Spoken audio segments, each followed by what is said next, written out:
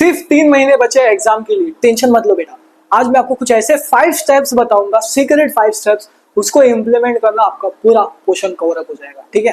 पर एक चीज जानो, अपना माइंडसेट बनाओ, क्योंकि आप लास्ट मोमेंट प्रिपरेशन कर रहे हो। बच्चे पूरे साल भर मेहनत कर रहे हैं। सोचो यार, वो बच्चा 10-10 घंटे 20-20 घंटे पढ़ रहा है। 20 घंटे तो कोई पढ़ नहीं सकता है, मानता होगा। 10-10 घंटे 12-12 घंटे पढ़ रहा है, उसको कैसे हराओगे? उसको हराने के लिए खुद तो एक्स्ट्रा ऑर्डिनरी बनना पड़ेगा ना, उनसे आगे जाना पड़ेगा ना। तो आपको मेहनत करना पड़ेगा। तो अपना माइंडसेट बना लो कि मैं हार्डवर्क करूंगा। ये 3 महीने, ये जो 3 महीने रहेंगे वो मैं बेस्ट दूंगा, 100% दूंगा, पूरा मेहनत करूंगा। सिर्फ बुक, सिर्फ पढ़ाई, और कुछ नहीं।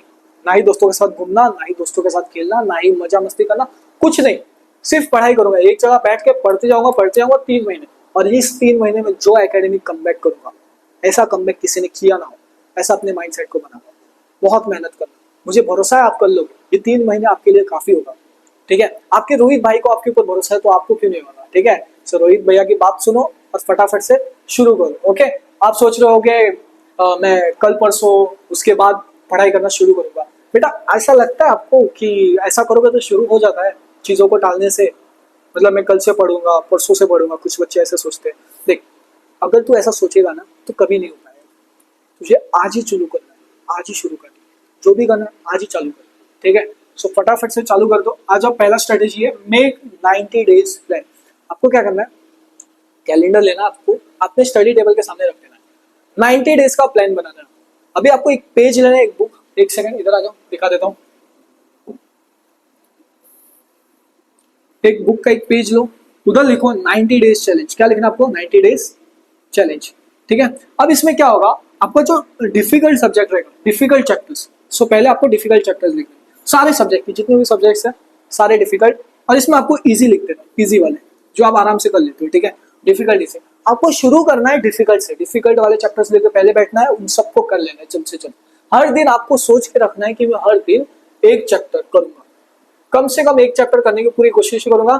मुझे पता है आपसे एक चैप्टर नहीं होगा, पर एटलीस्ट आप आधा तो कर लोगे सही से, आधा तो हो जाएगा।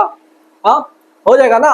तो कोशिश तो कर बेटा, एक चैप्टर सोच, लेकिन आधा हो जाएगा, काफी है। पर एक चीज याद रखना, कंसिस्टेंसी रखना। 90 डेज जो चैलेंज रहेगा ना, पूरा 90 डेज करना है। एक भी दिन मिस मत करना, एक भी दिन में कुछ भी हो, कोई प्रोग्राम भी आ जाए ना, प्रोग्राम भी आने के बाद पढ़, या फिर उससे पहले पढ़ के जा। मैं तो बोलता हूँ पहले पढ़ के जा, क्योंकि तुझे लगेगा हाँ मैंने आज पढ़ लिया, मेरा सारा हो गया, अब बच्चा ही क्या है कुछ करना, ठीक है। सो 90 डेज प्लान बनाना, डिफिकल्ट से शुरू करना, और लास्ट में इजी वाले लास्ट में कर देना, जिससे आपका जल्दी हो जाए लास्ट मोमेंट, ठीक है। सो आपको शुरू करना है डिफिकल्ट से 90 डेज के लिए, और ठीक है। और फिर जो इजी वाले है उसको बाद में करना है, पर जो डिफिकल्ट वाले हैं उसको आपको डेली टारगेट्स की तरह रखना है दिमाग में से।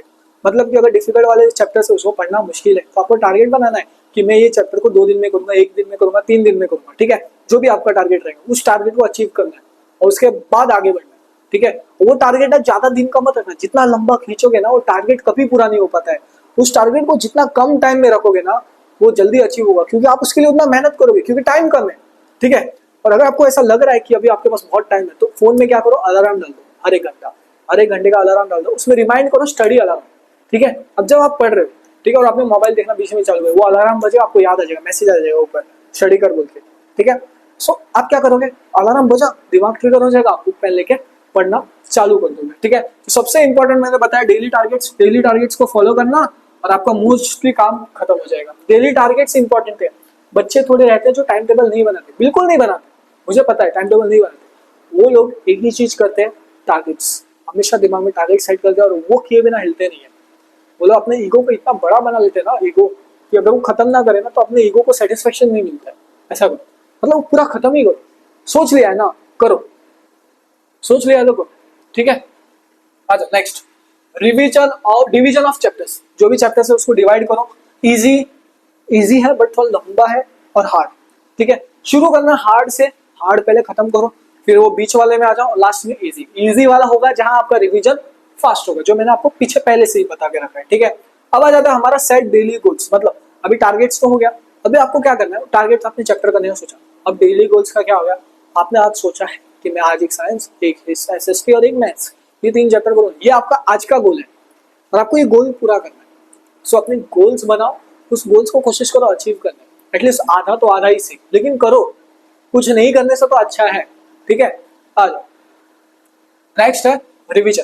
पर एक और चीज, रिवीजन आगे बढ़ने से पहले मैं बताऊंगा, अगर आपने आज नहीं किया पढ़ाई और मेहनत नहीं किया, तो अगर आज नहीं तो कभी नहीं, ठीक है। अब कर रहे हो ना तो इतना करो, एकदम फाड़ू करो पढ़ाई, ठीक है बेटा। तो अब देखो रिवीजन, अब आपको क्या करना है, बच्चे क्या करते थोड़े पढ़ लेते सब कुछ, रिवीजन नहीं करते हो।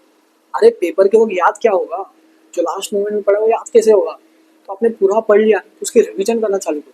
हर एक चैप्टर को अगर आपने 30 बार भी रिवाइज कर लिया ना तो भी चलेगा, पर रिवीजन सबसे इंपॉर्टेंट, रिवीजन करते रहना, जिससे क्या होगा आप भूलोगे नहीं। अगर आ जाता है राइटिंग प्रैक्टिस, अब मैथ्स हो गया, थोड़े साइंस के डायग्राम्स हो गया, आपको लिख लिख के प्रैक्टिस करना है जिससे आपको याद हो। मैथ्स तो पूरा प्रैक्टिस ही है, और बाकी के सब्जेक्ट राइटिंग प्रैक्टिस करोगे ना तो लिख लिख के करो, जिससे आपका हैंड राइटिंग स्पीड सब मैच हो जाएगा। और जब आप पेपर दोगे ना तो आप फास्ट पेपर लिख पाओगे। बच्चों को लिखना ही पसंद नहीं है तो पेपर कितना जल्दी लिखेगा। तो बोलेगा भाई मैं तो थक गया सर, भैया मैं थक गया, अब मन नहीं कर रहा पेपर लिखने, ऐसी हालत हो जाएगी। तो अपना राइटिंग प्रैक्टिस बनाए रखना कि पेपर लिखते आपका हाथ दुखे ना, मन ना करे, ऐसा ना हो, लिखने की आदत लगा दो, ठीक है। और हैंड राइटिंग मेन इंप्रूव करना है आपको, हैंड राइटिंग इंप्रूव करो, क्योंकि प्रेजेंटेशन सब मैटर करता है एग्जाम में। अगला आ जाता है सॉल्व पीवाईक्यूज। आपने जो हर चैप्टर पढ़ लिया, कोई भी चैप्टर पढ़ा, उसका तुरंत पीवाईक्यूज करो, पीवाईक्यूज मतलब प्रीवियस क्वेश्चन सॉल्व करो, ठीक है बेटा। जितने भी पुराने साल के क्वेश्चन है उसको सॉल्व करो, वो निपटाओ, आपका मोस्टली काम हो जाए, क्योंकि पीवाईक्यूज से ही 80% पेपर बनता है, पर टॉपिक्स वही रहते हैं, क्वेश्चन अलग अलग आ सकता है। तो आपको क्या करना है, उसको सॉल्व करना है, प्रैक्टिस करना है, हो जाएगा। और एक और चीज आ रहा है मास्टरिंग एनसीईआरटी, अपने एनसीईआरटी को मास्टर कर लेना, बहुत काम आएगा। अब रेफरेंस बुक अभी लास्ट 3 मंथ्स के लिए मत करना कोई भी, पहले एनसीईआरटी पे प्राइमरी फोकस करना और उसके बाद रेफरेंस बुक पे जाना। ओके बेटा, आ जाओ, ठीक है। अभी यहाँ तक खत्म हो गया, थैंक यू बेटा। और अगर आपको हमारा वीडियो अच्छा लगा तो चैनल को फटाफट से सब्सक्राइब कर देना, अपने दोस्तों को, भाइयों बहनों को शेयर